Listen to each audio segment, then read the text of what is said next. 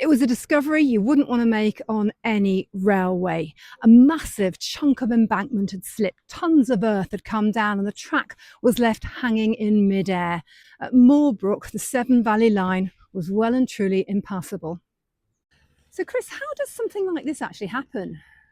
Well, this particular instance, it seems that the wing wall of the bridge has failed. As I've said previously, this was inspected 3 days before it actually happened by a team of very qualified civil engineers, and there was no obvious signs it was going to happen. So it sort of come as a bit of a shock, especially as we've never had any problems here before. So it's just one of those things, unfortunately, that's not been sort of predictable. And why can't we just get stuck in and fix it? I mean, surely, time is of the essence. Well, you're quite right with the time factor, but before we come up with any engineering solution for the fix, what we need to do is to gather certain data, and you can hear the machine in the background down in the field there, digging a borehole down. We need to know what the ground makeup is underneath, and that information will then help us decide what type of repair that we're going to try and go for. The cost to put this right will run into hundreds of thousands of pounds, but we've already had an amazing response from our supporters, and now an extra boost to fundraising from social media influencer Francis Bourgeois, who's using his influence to highlight the SVR's plight to his millions of followers on TikTok and Instagram. Why have you decided to come and visit the site today? Well, the Severn Valley Railway means a lot to me from a railway enthusiast perspective.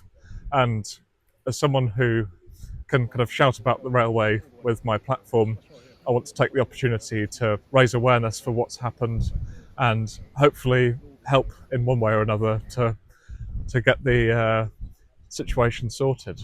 What was your impression when you came down here and saw it for yourself?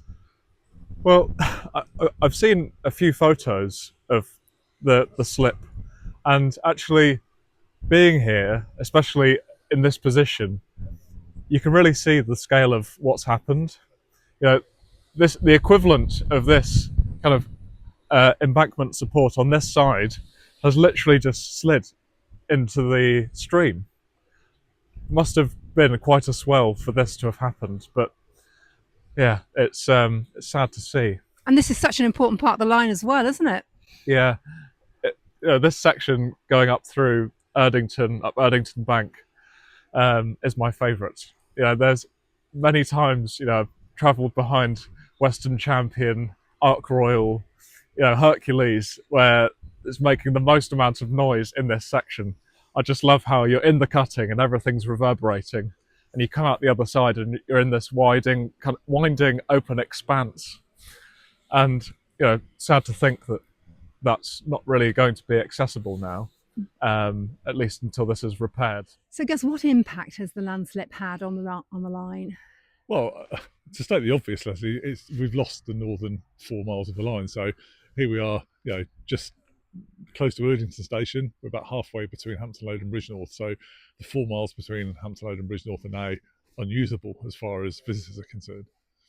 And how important is it that we get this sorted out as soon as we can? Well, it's really important. I mean, we're fortunate in one way that we've got a 16-mile railway, but of course Bridgnorth is at the north end of the railway. It's a very, very nice, market town in its own right, and is quite a tourist trap. And we bring a lot of visitors, to Bridgnorth from the West Midlands and more widely. So it's really important to us that we get it open because people, expect the Severn Valley Railway to operate over its full length.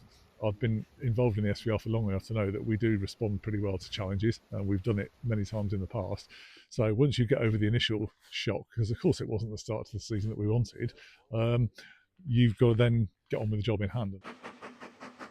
And it won't be any surprise to know that everyone at the SVR wants that to happen as soon as it can, so that sights and experiences such as this will be on offer at the northern end of the line once again. The support we're seeing for this is tremendous. Thank you from the bottom of our hearts. We will get this sorted. And if you'd like to make a donation, the link is below, and however big or small it is, rest assured you really will be helping us to get the whole of the SVR line back into operation. Thank you.